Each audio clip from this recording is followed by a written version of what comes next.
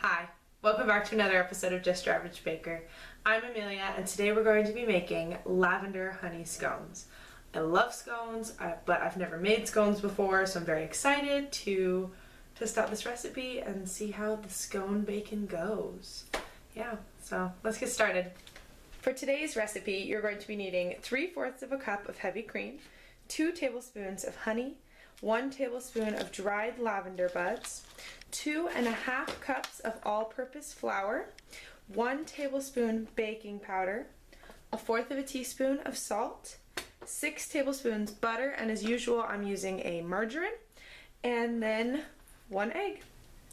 We've preheated the oven to 400 degrees Fahrenheit, and in our saucepan over a medium heat we're going to combine the heavy whipping cream, the honey, and also the lavender.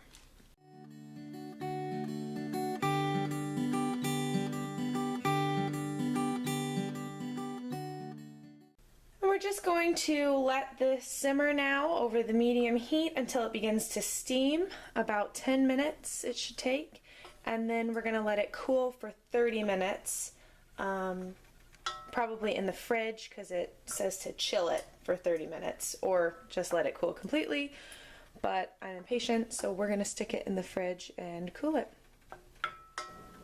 While our lavender honey cream mixture is chilling, we're going to now combine the flour, salt, and the baking powder.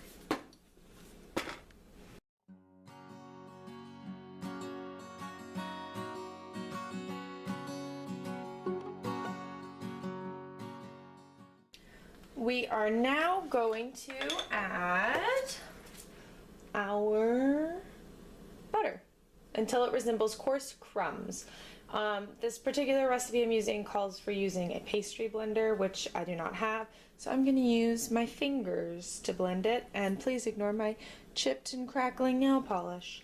But we're going to add in the butter now until it makes a coarse mixture. Then we're going to make a well in the center of the flour. So yeah, here we go.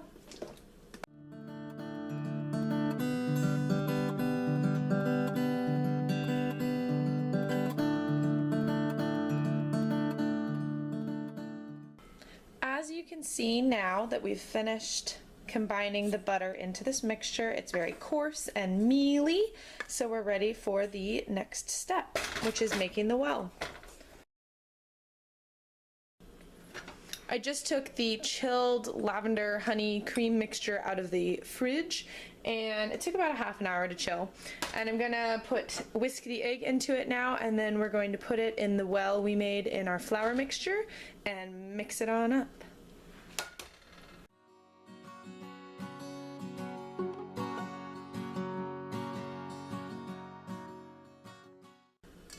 Now that we've added the mixture in, like I said, we're going to just mix it together now until it is just moistened, and then we'll be moving on to the kneading.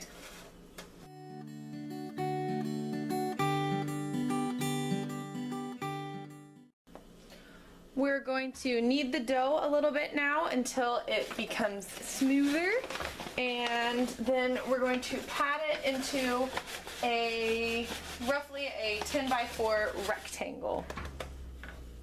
And the surface is just lightly floured, but I might add a little bit more if I need to as we go.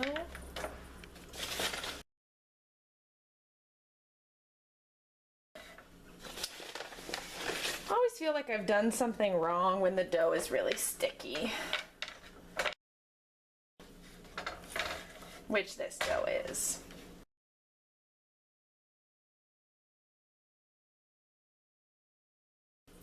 So the dough is looking smoother. I think it's about ready, so I'm going to move it into, well, I'm going to make it into a rectangle now.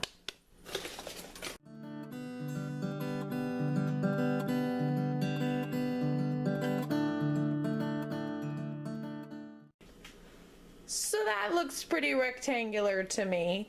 I'm now going to cut it into little bitty triangles, 12 triangles, hopefully, is what it will end up being. We shall see. I should stop waving around a knife as I do it more. Okay, anyway, here we go. Here we go. Well, I've already messed up.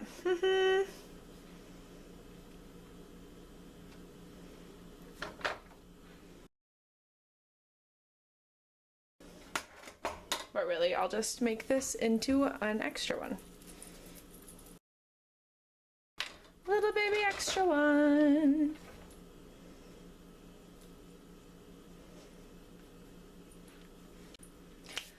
So I cut 11, I was supposed to cut 12, I don't know, whatever. They're cut, they're triangles, close enough. So now we're going to move them onto an ungreased baking sheet and brush them with some additional heavy cream and then bake for about 13 minutes. Okay, so like I said, we've moved them to the baking sheet, we've brushed them with the extra cream, and now they're ready to go in the oven for about 13 to 15 minutes. As with every baked good, you should check it as it bakes a little bit, at least once, because ovens run at different temperatures and you don't want to burn your yummy scones. So here we go into the oven. I took the scones out of the oven and put them on my serving platter here, and they look delicious and they smell delicious, so I'm so excited to taste one. So the recipe says to eat them while warm and to drizzle a little bit of honey on them, so that's what I'm going to do.